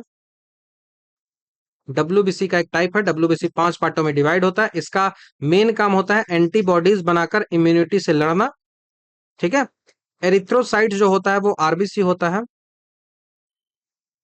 आरबीसी का वैज्ञानिक नाम एरिथ्रोसाइट जो है वो होता है। इसका काम होता है ऑक्सीजन का ट्रांसपोर्टेशन करना और कार्बन डाइऑक्साइड को शरीर से बाहर निकाल देना। मोनोसाइट जो होता है वो सबसे बड़ा आकार का डब्ल्यूबीसी होता है। It is a type of WBC. ठीक है। और इसका जो काम होता है वो मृत कोशिकाओं और जीवित कोशिकाओं का भक्षण करना होता है। इसी कारण से मोनोसाइट जो है वो एक फैगोसाइटोसिस की तरह काम करता है। विटामिन के जो होता है वो प्रोथ्रोम्बिन के फॉर्मेशन के लिए जरूरी होता है, इसलिए विटामिन के भी थक्का बनाने के लिए जरूरी है। फाइब्रिनोजीन जो होता है वो एक प्रोटीन है जो कि थ्रोम्बिन की मदद से फाइब्रिन जो धागे जैसी संरचना है उसमें बदलता है, और घाव जो है उसको भर देता है जेली जाई का स्ट्रक्चर बनाकर। जब डेंगू बुखार होता है तो प्लेटलेट्स की संख्या गिर जाती है। हीमोफीलिया वैसी बीमारी होती है जो आनुवांशिक बीमारी होती है। रॉयल डिजीज इसको बोलते हैं, उसमें फैक्टर 9 नहीं होता है क्योंकि वहां पे ब्लड क्लोट होता ही नहीं है। तो रक्त को थक्का बनाने वाला सेल यदि पूछे तो थ्रोम्बोसाइट जो कि प्लेटलेट्स में होता है। रक्त का थक्का बनाने वाला प्रोटीन पूछे तो फाइब्रोनोजिन और प्रोथ्रोम्बिन। रक्त का थक्का बनाने वाला विटामिन पूछे तो वो विटामिन के। रक्त का थक्का बनाने वाला मिनरल पूछे तो मिनरल कैल्शियम। और खून में नसों को नहीं जमने देता है तो वो हेपेरिन। हमने सब कुछ डिस्कस कर रखा है। हमारे रक्त में ऑक्सीजन का संचरण निम्नलिखित में से प्रोटीन के द्वारा होता है। कौन सा प्रोटीन ऑक्सीजन को एक जगह से दूसरे जगह ले जा सकता है? तो हीमो और ग्लोबिन। तो ग्लोबिन नाम का प्रोटीन है, और हीम जो है वो यहाँ पे आयरन को डिनोट कर रहा है। ठीक है। तो ये आपको ध्यान रखना होगा। हीमोग्लोबिन जो कि आरबीसी में पाया जाता है, आरबीसी में ये पाया जाता है, और ये यहाँ पे यही करता है। ये प्रोटीन जो होता है उसका रंग जो होता है वो लाल होता है। हीमोग्लोबिन जो होता है वो ऑक्सी हीमोग्लोबिन और कार्बोक्सी हीमोग्लोबिन बनाता है, और ऑक्सीजन का ट्रांसपोर्टेशन जो है वो करता है। ये इंपॉर्टेंट आपको रखना होगा कि एक जो ऑक्सीजन होता है, हीमोग्लोबिन का एक अणु जो होता है, यदि आपको एक हीमोग्लोबिन दिया जाए तो उस एक हीमोग्लोबिन से आप कितने अणु के जो है वो ऑक्सीजन आप लेके चलोगे? तो एक अणु जो होता है वो चार चार ऑक्सीजन के अणुओं को ले जा सकता है। ये आपको ध्यान रखना होगा। ठीक है। कार्बन मोनोऑक्साइड जो होता है वो बहुत विषाक्त होता है। वो क्यों होता है? क्योंकि ये जो आपको मैंने बताया ना, कार्बोक्सी हीमोग्लोबिन और ऑक्सी हीमोग्लोबिन, ये जो बॉन्ड होते हैं वो परमानेंट नहीं होते हैं, लेकिन जैसे ही हीमोग्लोबिन के साथ कार्बन मोनोऑक्साइड रिएक्शन बनाता है, तो ये जो रिएक्शन बनाता है वो कार्बन मोनोऑक्साइड के साथ, ये रिएक्शन परमानेंट हो जाता है। अब जब परमानेंट हो जाए इसका मतलब ऑक्सीजन की जो कमी है वो हीमोग्लोबिन की जो है वो कमी हो जाएगी। अब हीमोग्लोबिन की कमी होगी मतलब ऑक्सीजन की कमी होगी, और ब्रेन जो है वो डेड हो जाएगा, ब्रेन तक ऑक्सीजन नहीं पहुंचेगा। तो हीमोग्लोबिन की ऑक्सीजन की तुलना में कार्बन मोनोऑक्साइड से जो जुड़ाव होता है, जो एफिनिटी होता है, जो प्यार होता है, वो लगभग 250 गुना होता है। 250 गुना ज्यादा होता है। तो ये आपको ध्यान रखना होगा। एक स्वस्थ मनुष्य का जो हीमोग्लोबिन है वो कितना होना चाहिए? तो वो जो हीमोग्लोबिन है वो मेल और फीमेल का अलग अलग होता है।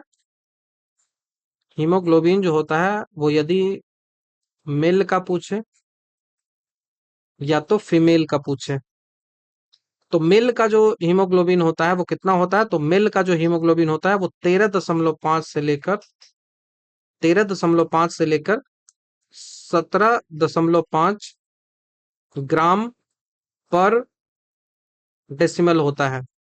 वहीं फीमेल्स की बात करें तो वो जो होता है वो 12 से लेकर 15.5 ग्राम पर डीएल होता है।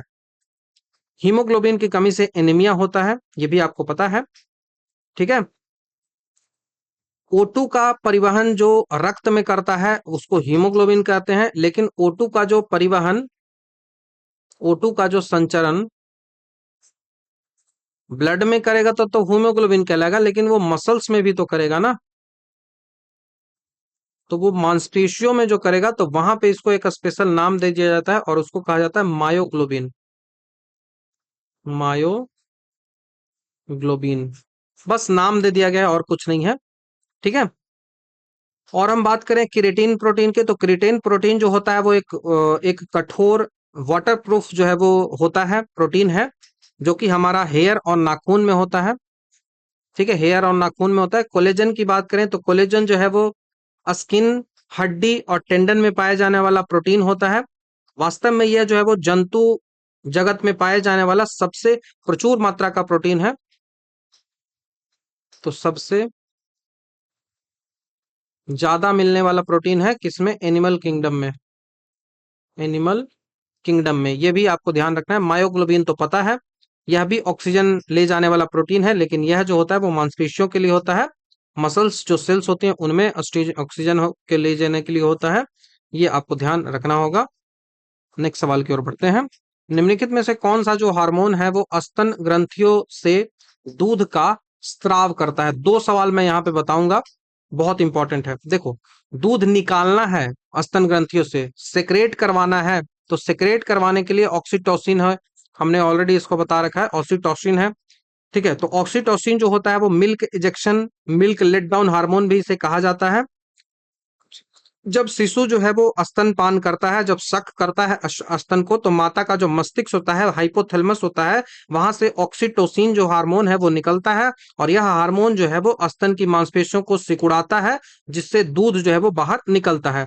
इसके अलावा जब चाइल्ड बर्थ होता है उसके समय यूट्रस के संकुचन में भी ये ऑक्सीटोसिन है वो मदद करता है, इसको लव हार्मोन भी कहते हैं। ये आपको ध्यान रखना होगा। एड्रेनलिन हमने बता रखा है, फायर फाइट फ्लाइट, थॉयरोक्सिन हमने बता रखा है। अब जो प्रोजेस्टेरॉन हार्मोन है, ये इंपॉर्टेंट है। प्रोजेस्टेरॉन हार्मोन, प्रोजेस्टेरॉन जो हार्मोन है उसको प्रेगनेंसी हार्मोन भी कहते हैं। प्रेगनेंसी हार्मोन भी इसे कहा जाता है। यह गर्भधारण को बनाए रखने के लिए, मेंटेन करने के लिए जरूरी होता है। ये हार्मोन बहुत जरूरी होता है मेंटेन करने के लिए। अब देखो, सवाल मैंने कहा था दो। पहला हो गया दूध का निर्माण, जो मेमरी ग्लैंड्स होती हैं उनमें दूध का निर्माण कौन करता है, और दूध का निकलता कैसे है, उसको कौन निकालता है, तो दोनों आंसर आपका अलग अलग होगा, ध्यान रखिएगा। दूध का जो निर्माण होता है, ठीक है, उसको सिंथेसिस करने वाला जो हार्मोन होता है वो होता है प्रोलैक्टिन। प्रोलैक्टिन। लेकिन दूध जो निकालता है, इजेक्शन जो करवाता है, वो होता है ऑक्सीटोसिन। ऑक्सीटोसिन बहुत इंपॉर्टेंट है, पूछा जा सकता है। कृत्रिम रूप से जो इंजेक्ट किया जाता है वो पिटोसिन होता है, हमने इस बारे में ऑलरेडी आपको बता रखा है। ठीक है, तो चलिए, याद क्या रखना है, दूध को इजेक्ट करना है तो ऑक्सीटोसिन, दूध का फॉर्मेशन करना है तो प्रोलैक्टिन, प्रेगनेंसी हार्मोन प्रोजेस्टेरॉन, और इमरजेंसी हार्मोन एड्रेनालिन। कॉर्टिसोल मैंने पिछले ही क्वेश्चन में बताया था। एक स्वस्थ वयस्क जो मनुष्य है उसमें ब्लड कुल कितना परसेंट होता है, तो 7% के आसपास होता है। तो बॉडी की वजन है उसका 7% ऑलमोस्ट 5 से 6 लीटर होता है। Option number A. एक एडल्ट जो ब्लड होता है उसमें 5 से 6 लीटर ब्लड होता है। कुल बॉडी वेट का, टोटल बॉडी वेट का 7% के आसपास, लगभग 7 से 8% होता है। ठीक है, तो ये आपको ध्यान रखना होगा। महिला और पुरुष की तुलना में जो रक्त होता है ना, वो 1/2 लीटर कम महिलाओं में होते हैं, क्योंकि उनका मेंस्ट्रुअल साइकिल चलता है, ये आपको पता भी है। ठीक है, तो ये हो गया। बाकी ब्लड जो है वो फ्लूइड कनेक्टिव टिश्यू होता है, ब्लड का पीएच वैल्यू जो होता है वो 7.4 होता है। ब्लड बैंक जो होता है वो स्प्लीन को कहा जाता है, वहीं पे मरता है ब्लड। रक्तदान करने के लिए जो ब्लड बैंक जो होता है उसमें 4 डिग्री सेल्सियस के तापमान रखा जाता है, सोडियम साइट्रेट या फिर एडीसीए जैसे रसायनों के साथ उसको रखा जाता है। तो ब्लड स्टोर करना है तो उसके लिए टेम्परेचर जो है वो कितना होना चाहिए, 4 डिग्री सेल्सियस होना चाहिए। कौन सा केमिकल रखा जाता है, तो सोडियम सोडियम साइट्रेट होता है, और या तो डी टीए है, इनके साथ रखा जाता है। ये आपको ध्यान रखना होगा। महिलाओं में ½ केजी कम होता है, ये ध्यान रखिएगा। सवाल है कि यकृत और मांसपेशियों में ऊर्जा जमा होती है, वो ग्लाइकोजन के रूप में जमा होती है। कहाँ, लीवर एंड मसल्स में। Option number D. जब हम भोजन खाते हैं तो वह पचन के बाद सबसे सरल जो शर्करा होता है, जिसको ग्लूकोज होता है, उसमें कन्वर्ट कर दिया जाता है ताकि एनर्जी मिल सके। लेकिन जब एनर्जी ज्यादा हो जाए तो उसको स्टोर करके रखना पड़ेगा। तो उसको स्टोर करने के लिए इंसुलिन हार्मोन होता है, जो कि लैंगर हैंस की जो दीपिकाएं होती है अग्नाशय की, वहां से निकलती है इंसुलिन। इंसुलिन जो होता है, देखो देखो, ये पैंक्रियाज है। इस पैंक्रियाज का जो एंडोक्राइन ग्लैंड है उसको लैंगरहैंस की आइलेट्स ऑफ लैंगरहैंस बोलते हैं, आइलेट्स ऑफ लैंगरहैंस। इस आइलेट्स ऑफ लैंगरहैंस में 3 सेल्स होती हैं, अल्फा सेल, बीटा सेल और गामा सेल, या फिर डेल्टा सेल, जो भी कह लो। डेल्टा सेल, डेल्टा ऐसे भी लिखा जाता है, डेल्टा सेल। ये जो बीटा सेल्स है, यहीं से जो है वो हमारा मेन जो हार्मोन है वो निकलता है। बीटा सेल से जो हार्मोन है वो इंसुलिन निकलता है, इंसुलिन निकलता है। अल्फा सेल से जो हार्मोन निकलता है वो ग्लूकागन निकलता है, ग्लूकागन निकलता है। उसके बाद जो डेल्टा सेल होती है, जो डेल्टा सेल होती है उससे भी एक हार्मोन निकलता है। उस हार्मोन को बोलते हैं सोमैटोस्टेटिन, सोमैटोस्टेटिन। ऑलरेडी हमने इस बारे में काफी डिटेल से चर्चा कर रखी है। यही जो इंसुलिन है वो ग्लूकोज को ग्लाइकोजन में कन्वर्ट कर देता है, और उसको जो है वो स्टोर करके रख दिया जाता है लीवर एंड मांसपेशियों में। और जब हम खाना नहीं खाते हैं तो यही जो ग्लूकागन हार्मोन है, ये ग्लूकागन हार्मोन फिर से उस ग्लाइकोजन को ग्लूकोज में कन्वर्ट कर देगा और हमको एनर्जी जो है वो मिल जाएगी। ये आपको ध्यान रखना होगा। एडिपोज टिश्यू जो होता है वो त्वचा के नीचे जमा होता है, ये ध्यान आपको रखना होगा। और ये जो है वो स्टोर्ड फैट के रूप में एडिपोज टिश्यू भी काम करता है। ठीक है, तो ये आपको ध्यान रखना होगा। बाकी प्रोटीन जो होता है वो बॉडी बिल्डिंग के लिए काम करता है। एनिमल स्टार्च में बात करें तो ग्लाइकोजन को अक्सर एनिमल स्टार्च भी कहते हैं, क्योंकि ये उसी तरीके से जैसे पौधों में भोजन जो है वो स्टार्च के रूप में जो है वो स्टोर होता है, वैसे ही एनिमल में जो है वो ग्लाइकोजन के रूप में स्टोर होता है। मशरूम जो होता है वो भी अपना भोजन जो है वो ग्लाइकोजन के रूप में ही स्टोर करता है, तो ये भी आपको ध्यान रखना होगा। फंगी, मशरूम बोल रहा हूँ, कवक, हाँ मशरूम ही कह लो, कवक। ये जो स्टोर करता है ये भी ग्लाइकोजन के रूप में ही स्टोर करता है, तो ये आपको ध्यान रखना होगा। नेक्स्ट सवाल की ओर बढ़ते हैं। वृक्क से प्रति मिनट औसत रक्त प्रभाव जो होता है, प्रवाह जो होता है, average blood flow through the kidney कितना होता है, तो वो लगभग जो है वो 1200 सीसी होता है। 1200 सीसी, सेंटीमीटर, क्यूबिक सेंटीमीटर या फिर मिलीमीटर पर एमएल, एमएल के लिए मिलीमीटर होता है, और यहाँ पे क्यूबिक सेंटीमीटर, सीसी मतलब क्यूबिक सेंटीमीटर होता है। ठीक है, मानव हृदय 1 मिनट में लगभग कितना करता है, जो हार्ट है वो 1 मिनट में लगभग 5 लीटर रक्त जो है वो पंप कर देता है। इसे जो है वो कार्डियक आउटपुट बोलते हैं, हमने ऑलरेडी इसको चर्चा भी किया है अपनी क्लास में। कार्डियक आउटपुट इसको कहा जाता है, 5 लीटर ब्लड देता है। अब हमारी दोनों किडनियां जो होती हैं वो शरीर में कुल पंप किए गए ब्लड का लगभग 20 से 25% हिस्सा प्राप्त करती है, ताकि उसे फिल्टर किया जा सके। तो 5,000 ml मतलब 5 लीटर 5,000 ml, इनका जब करोगे तो लगभग 1,000 से 1,200 सीसी के आसपास आएगा। तो इसीलिए एक स्वस्थ व्यक्ति कितना परसेंट करता है, तो 20 से 25% हिस्सा जो है वो जाता है रेनल के पास। तो औसत 1200 सीसी आपको याद रखना है। ग्लोम्युलर फिल्टरेशन रेट उसको कहा जाता है। जब एक्सक्रेशन सिस्टम में बता रहा था तो वहां पे बताया होगा मैंने इस बारे में। ग्लोम्युलर फिल्ट्रेशन रेट, किडनी के द्वारा 1 मिनट में जो है वो फिल्टर किया गया जो है, किडनी जो है वो 1200 ml रक्त में से 1200 ml जो है वो रक्त इसके पास गया, तो उस 1200 ml रक्त में से केवल 125, 1 मिनट में केवल 125 ml जो है वो शुद्ध करता है, छानता है। ठीक है, तो ये जो है वो फिल्टर करने की बात हो गई। फिल्टर जब भी पूछा जाए तब की, और यह तो सीधा प्रवाह की बात हो रही है कि ब्लड कितना जा रहा है, ये ध्यान आपको हो गया।